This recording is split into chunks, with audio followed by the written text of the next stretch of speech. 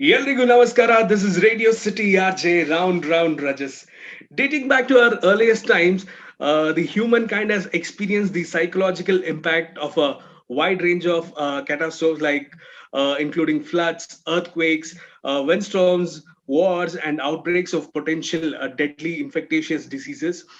We are certainly no exception today as people try to figure out how to cope up and help others to cope with the stress caused by the biggest health challenge of our time, the COVID 19 pandemic. With about 3 lakh Indians have lost their lives, over 2.5 crore infected since COVID 19 first gripped our nation, the pandemic has taken a profound psychological and emotional toll on us all. During the pandemic crisis, it's common for everyone to experience increased levels of distress and anxiety, particularly as a result of social isolation. Physicians and other frontline healthcare professionals are particularly vulnerable of negative mental health effects as they have tried to balance the duty of caring patients with concerns about their own well-being and their family and friends. While it is important to stay informed, there are so many things we can do to support and manage our well-being during such times. So, what has been the impact of COVID 19 on mental health? And how can we ensure better mental health during such unpredictable times? To understand this and much more, we have Dr. Alok Kulkarni, a senior consultant psychologist based Hubli with an experience of 10 years in uh, clinical psychiatry. He has completed post graduation in psychiatry from NIMANS Bangalore, an institute of national importance. He has also worked as a senior registrar in psychiatry at NIMANS for a year. He is currently engaging a private practice at Manasa Institute of Health, Manasa Institute of Mental Health at Hubli, an oldest and largest private psychiatry hospital in North Karnataka. He's regularly seen in national and international media addressing the current day and mental health challenges. Doctor, I welcome you to this wonderful session. Thank you, Regis. Thank you for having me on the show. So, can you please tell us what has been the impact of COVID 19 on mental health? Uh, the impact of COVID-19 on mental health has been substantial, to say the least. All mental health professionals are increasingly seeing a diverse and varied range of clinical presentations in the face of this COVID-19 crisis. Some of the common clinical presentations that are coming to the attention of mental health professionals include anxiety disorders, depression, psychosis, mood disorders, delirium, dementia, obsessive compulsive disorders, Parkinsonism, and so on and so forth. It has been a challenge to rise up to the occasion, predominantly because India is short staffed as far as mental health professionals are concerned. Although these problems existed even before the pandemic, uh, the conversation surrounding mental health has become more acute in the face of this pandemic. Prior to the pandemic of mental health problems was already looming large over this country.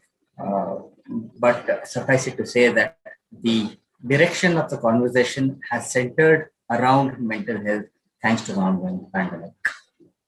Okay.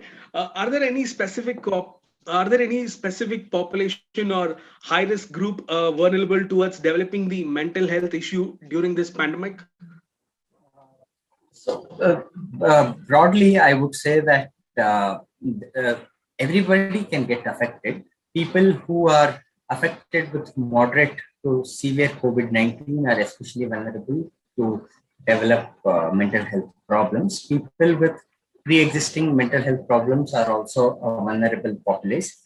The elderly and children represent the other end of the spectrum for developing mental health problems. There was a very interesting study that was published in the Lancet recently. It is a very prestigious journal. So this was a retrospective cohort study which compared the incidence of neurological and psychiatric illnesses following COVID-19 in the next 6 months after having received a diagnosis of COVID-19.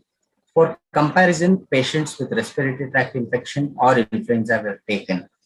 Surprisingly, the rates of psychiatric and neurological illness were significantly higher in the COVID-19 group. And the most common psychiatric or neuropsychiatric diagnosis made in this study were cerebral bleeds, ischemic strokes, dementia, Parkinsonism, mood and anxiety disorders, and psychosis. This basically meant that 1 in 3 individuals with the diagnosis of COVID-19 went on to develop either a psychiatric or neurological illness 6 months after having been diagnosed with COVID-19. Now, that is a huge number. Uh, and the study also showed that patients who had a more severe disease, say mandating stay in the ICU, developed more severe forms of mental illnesses such as post-traumatic stress disorder, and greater the duration of stay and longer the duration of stay in the ICU, the patients were more vulnerable to develop post-traumatic stress disorder. Okay. So, are there any signs or symptoms of mental health issues, and how do we understand if we have high stress and anxiety levels during this pandemic? Okay. So I would broadly touch upon a few common clinical signs and symptoms for the general population to know when to seek mental health help. So depression is generally diagnosed when there are a set of symptoms that are seen for a period of 2 weeks in a continuous fashion. The three core symptoms of depression include pervasive and persistent sadness of mood that lasts throughout the day or for most part of the day, low energy levels, and anhedonia. Anhedonia is a concept wherein the person loses interest in activities that were previously pleasurable and enjoyable, say talking to a neighbor or watching television or playing his or her favorite sport. If these three core features are present in a continuous fashion for more than 2 weeks at a stretch, then it is wise to seek mental health care. Similarly, for anxiety, if the person becomes dysfunctional, is no longer to function, is no longer able to function, then it is wise to seek mental health help. Obsessive compulsive disorder patients diagnosed with OCD could already be aware of their existing symptoms. If there is a worsening in the course of their disorder, if they find it increasingly difficult to cope up with OCD in the face of this pandemic, I would advise them to reach out to mental health professionals. So, how do we know that we are stressed out? When a person is stressed, biological functions get disrupted, predominantly sleep and appetite. If a person has started to sleep more than what is required, or is unable to sleep, or is getting up earlier than his usual waking up time, that is an indicator. If a person's appetite has gone down and he has lost weight in the last 1 month, say 5% of his in the last 1 month, then that is definitely another indicator to seek mental health help. Apart from this, we have other common clinical signs and symptoms such as being hopeless, worthless, not being able to concentrate at work, losing interest in all activities. And at the other end of the spectrum, if the disorder becomes more severe, then we can have patients who experience suicidal ideas, suicidal wishes, etc. So that is a clear sign of seeking mental health help. Okay. But how do we cope up and protect the mental health during this pandemic? That is definitely a challenge, Rajas. It is easier said than done. We will have to understand the ground realities to be able to come up with a plan to cope up with the current crisis. The scale and nature of the pandemic has been unprecedented. We have not been exposed to such a crisis in our lifetime earlier. So there are a few broad strategies that one can employ. One thing is to get our news from credible sources. I would advise people not to continuously stream news related to COVID-19 because that in itself can peak anxiety. Kindly restrict your screen time to less than 30 minutes per day. That is the first and foremost thing that one has to do, especially if the news is related to COVID-19. Media coverage also has to become more responsible. We have to showcase stories of hope and recovery rather than showing stories of pessimism and despair. Second thing is national toll-free helplines have been set up by institutions such as NIMHANS. Reach out to mental health professionals. There's a lot of stigma and taboo underlining mental health in our country. So one need not feel stigmatized in reaching out to mental health professionals. Any mental health condition is like any other physical health condition, say diabetes and hypertension. If one is diagnosed with diabetes or hypertension, it is but natural for one to go and reach out to his or her physician. Similarly, kindly reach out to mental health professionals. There are a lot of enthusiastic mental health professionals who are willing to help you out, but you will have to go and reach out to them. The third thing is, although physical distancing has been mandated, it is okay to socialize through online platforms. We have a lot of online social platforms. Engage in the social platforms to have a productive conversation. Reach out to friends with whom you might have lost touch. It is a good time to regroup with family, friends, and relatives through social platforms. But invariably, what I find is that conversations veer towards the ongoing pandemic. Try to restrict that to the extent possible. So, what can one do staying at home? Indoor exercise is something that I would greatly encourage. The Centers for Disease Control in the United States of America advises 150 minutes of moderate exercise per week or 75 minutes of vigorous exercise per week. So, what I would advise is do aerobic exercises for 3 to 4 days in a week, and for the remaining 2 days, balance it out with strength and conditioning training. So, or you can even exercise for 5 days in a week and rest out for the remaining 2 days. Pay attention to your diet and sleep. These are vital. Now that largely during the lockdown, people have cut down on their consumption of junk food.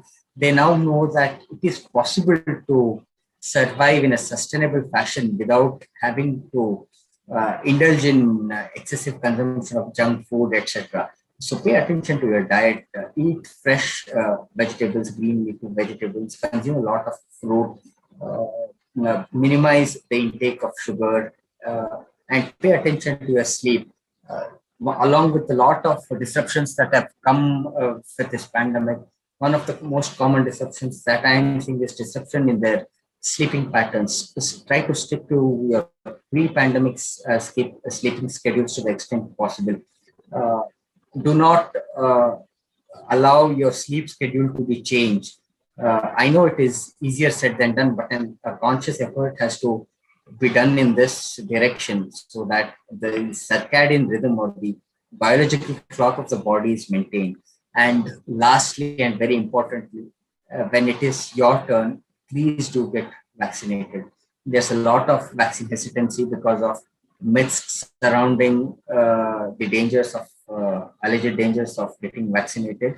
Please do get vaccinated. That is the only sure short way of breaking the chain of viral transmission. So broadly, these would be the strategies to cope with the challenges of mental health during this crisis.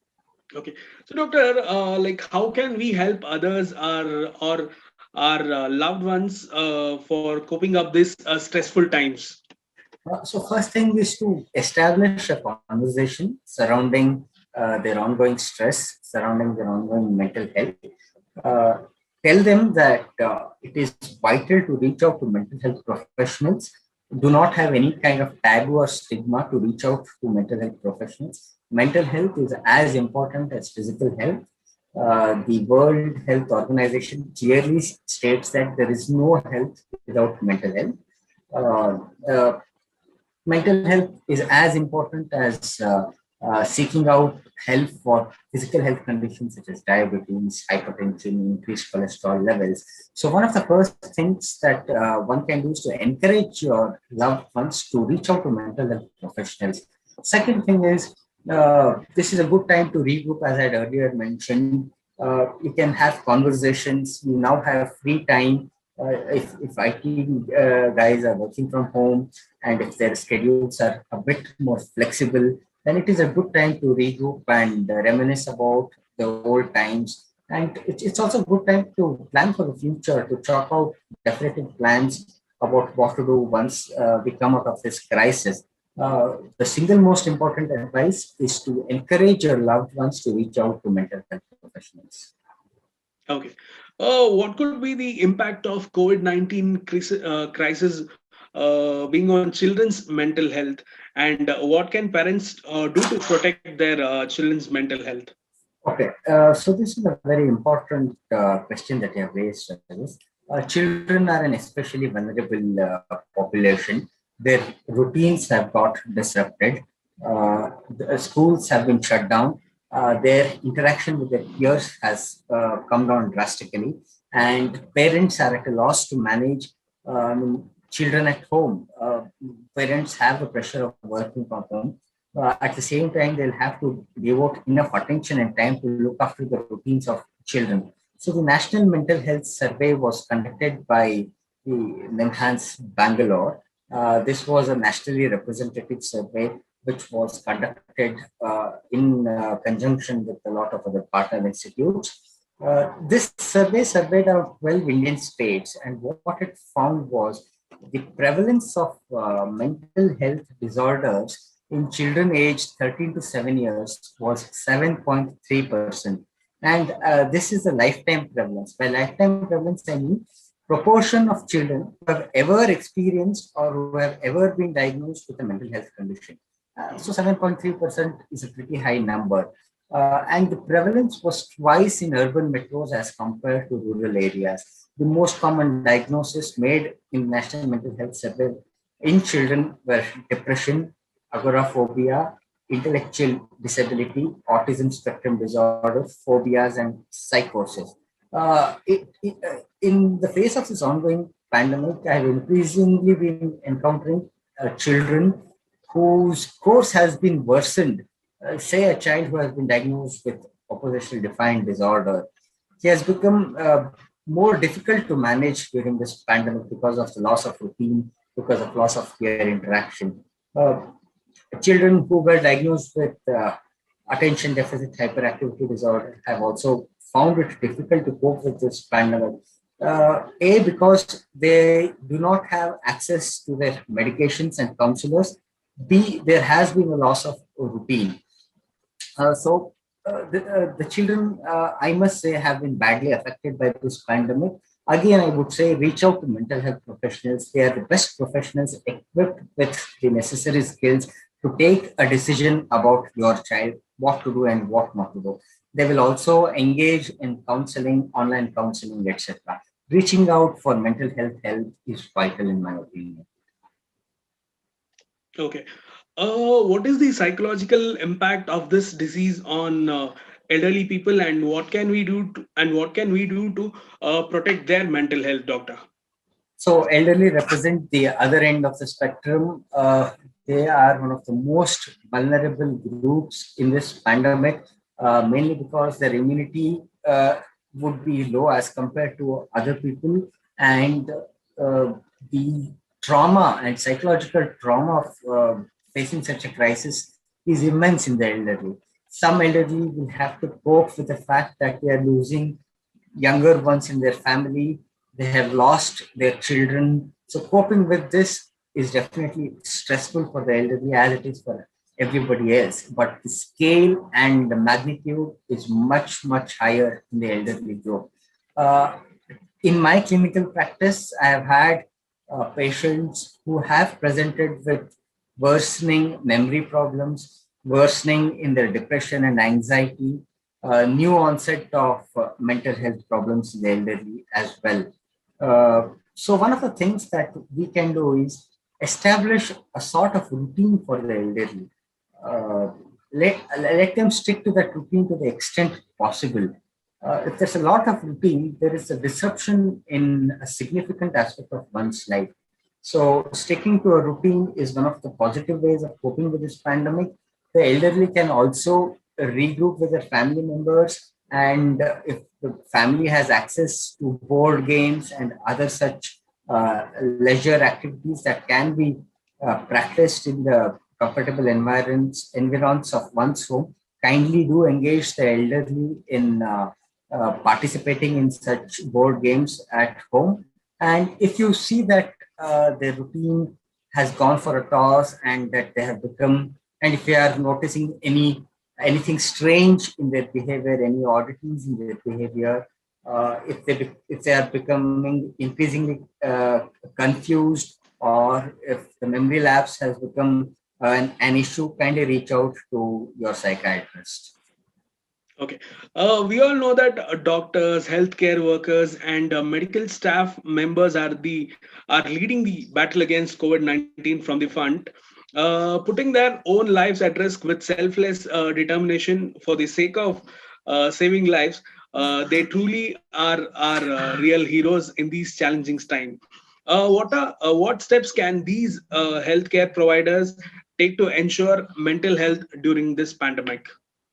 Okay, so this is a topic that is very close to my heart. I have written about this, I've spoken about this previously. Mhm. Uh, the current priority for the healthcare workers should be to get vaccinated, and the government has done that. Uh, at this point, it is futile to sort of advise anything to the workers who are battling this war on the front lines, precisely because they hardly have any time for themselves. All they can manage to do is come back after a hard day's work.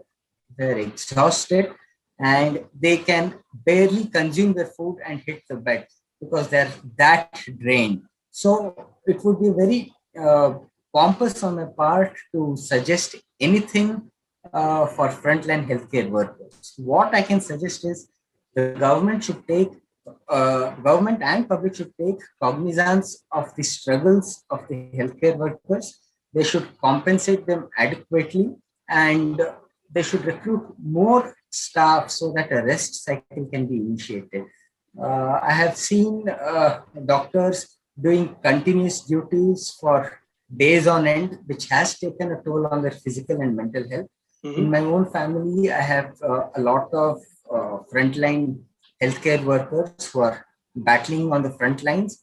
Uh, so a rest cycle has to be initiated, in my opinion.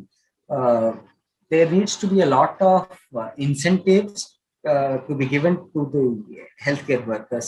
We have seen that the public has insensitively been attacking doctors who are battling this war.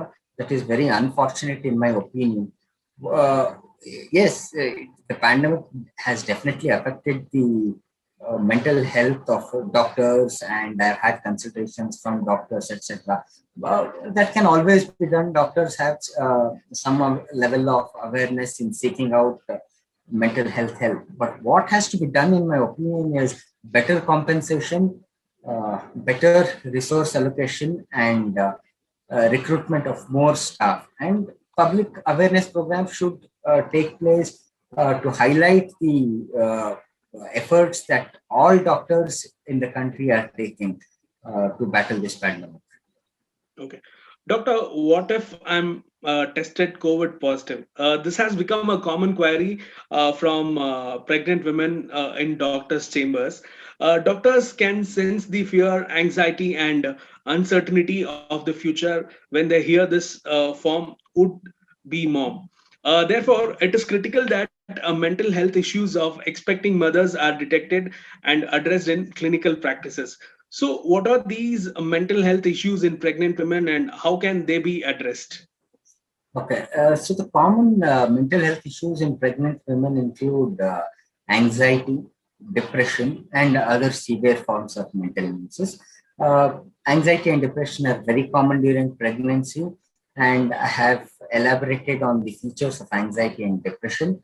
Uh, Soon after pregnancy, depression is also very common, as is anxiety and other severe mental forms of illness, such as psychosis.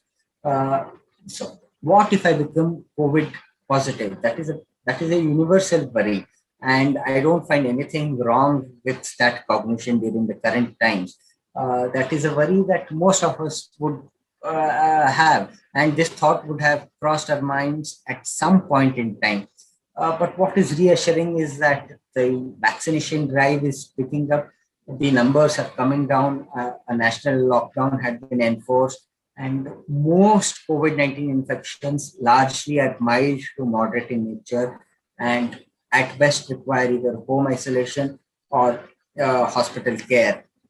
The degree of population requiring ICU care, hospitalization is less. So that should be a reassuring factor. Specialist perinatal health services are available at NIMHANS, Bangalore, and a specialist team is available to cater to the needs of pregnant women. So I would advise for people living in Bangalore to reach out to the mental health services at NIMHANS, Bangalore. A perinatal team is there at NIMHANS, Bangalore, and that would be the best place for you to reach out for mental health help for issues relating to pregnancy. Okay, Doctor, what's your one final message for all the viewers watching this live actually right now currently? Okay, so to sum it up, mental health is as important as physical health. Kindly do not feel stigmatized. Do not have any sort of taboo in reaching out to mental health professionals. Uh, for an Atmanirbhar Bharat, we need to have a Swasth Bharat first. And Bharat can only become Swasth if there is enough attention paid to mental health. Thank you so much, Doctor. It was a wonderful session, and thank you so much. And I wish you good luck. Thank you. Thanks a lot, Rajesh, for having me on this show.